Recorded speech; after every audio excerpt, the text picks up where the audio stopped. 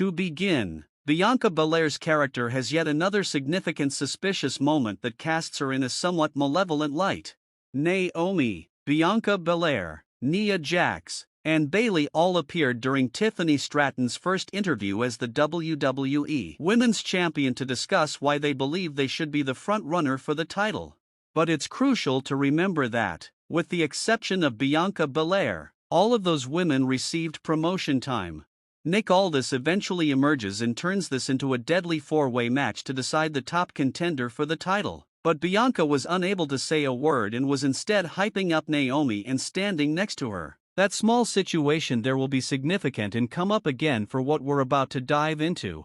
The possibility of a pleasant little square-off between Bianca and Naomi during the match was one of the match's more fascinating little aspects. Although Bianca and Naomi were baited a few times, they never really exchanged friendly punches during the game. But there was one really contentious incident between Naomi and Bianca that occurred during the match's last seconds.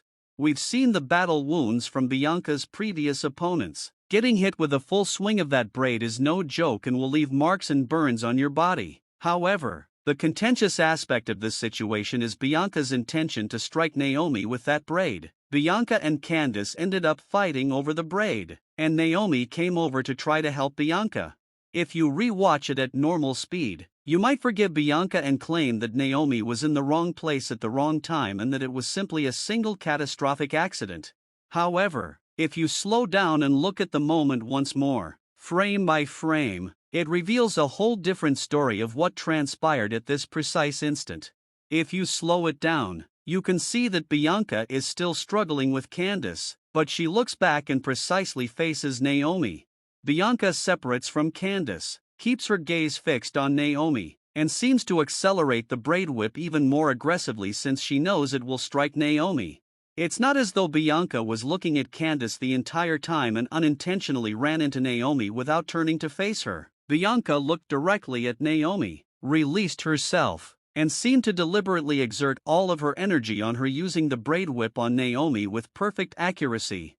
Furthermore, it no longer seems accidental when you consider all those facts. Naturally, Bianca Belair immediately pretended that it was an accident, but unless it was a mistake and the camera simply captured some strange angles, the manner it was filmed only serves to highlight Bianca's severe guilt and the fact that it was anything from an accident. Keeping with the story that Bianca purposefully gave Naomi that whip, let's examine the motivation.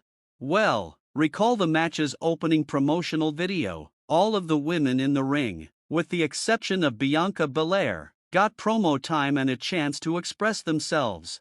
Bianca had to support Naomi's arguments and act as a cheerleader for them.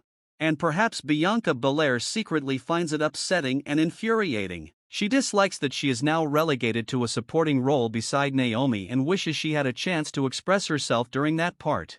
Therefore, Bianca may have let out all of her pent-up anger and aggravation about being in Naomi's shadow during that promotional segment by purposefully whipping Naomi's hair. Perhaps Bianca couldn't help herself and had to give Naomi the whip because she truly felt like doing it because of the way Naomi was beginning to avoid the attention. Furthermore, under this speculative scenario, it appears like Bianca Belair could be the attacker of Jade Cargill if she intentionally struck Naomi out of wrath about Naomi taking center stage. She attacked Jade Cargill because she was unable to contain her fury and jealousy any longer. Perhaps Bianca orchestrated this and desired Naomi as a partner because she believed she could easily be the dominant one in that relationship. However, the events of the past few weeks have been entirely different from what was anticipated. Bianca received nothing at all, whereas Naomi received the opportunity to win the world title and promotional time. Therefore, Bianca is somewhat anxious because she recently fired Jade Cargill in order to have the focus all to herself. However, Bianca is losing the spotlight once more, this time to Naomi, the person she replaced Jade Cargill with. Thus, things begin to make a little more sense and stand out to you more when you see the story through those lenses. Because Naomi was in the way, Bianca immediately whipped her because she truly wanted to be the top candidate for the women's crown.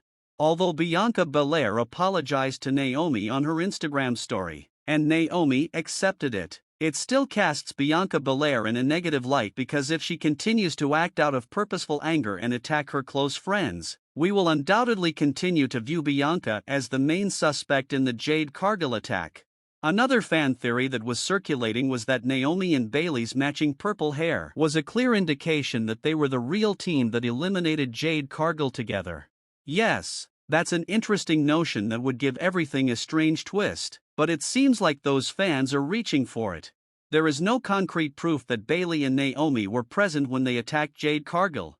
Therefore, it's a little foolish to base that theory just on the fact that they both have the same hair color now. However, at Wrestling World CC, we will continue to place Bianca Belair at the top of our suspect list in order to identify the real assailant of Jade Cargill. It was another week that cast Bianca Belair in a dubious light, and she will remain in that highly suspicious position until something else occurs to remove her from that list, because that deliberate whipping of Naomi was a crazy thing to witness and demonstrated that Bianca Belair has no problem causing pain to her friends when her emotions get the better of her. According to reports, Goldberg, a WWE legend, will soon begin his final program. Since 2016, Goldberg has returned to WWE on a limited basis. Following his matchup with Roman Reigns in 2022, Goldberg has not participated in a WWE match. Goldberg's claim that he was promised a last retirement bout after the match with Roman was the major source of controversy that followed, but it never materialized. Goldberg made a brief guest appearance in 2024's Bad Blood event, where they hinted at a fight between Goldberg and Gunther. There was even some speculation that Goldberg would be traveling to AEW for this final encounter, but those plans fell through. According to reports, Goldberg will make his Raw comeback on January 27th, launching the retirement narrative he has been pursuing for the past few years. According to current rumors, Gunther is his alleged opponent, and the world title would not be at stake.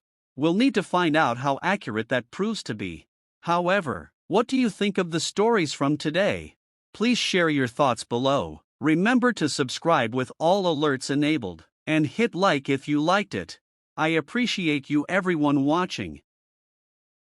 According to reports, Goldberg, a WWE legend, will soon begin his final program.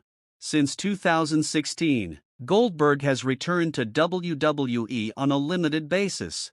Following his matchup with Roman Reigns in 2022, Goldberg has not participated in a WWE match. Goldberg's claim that he was promised a last retirement bout after the match with Roman was the major source of controversy that followed, but it never materialized. Goldberg made a brief guest appearance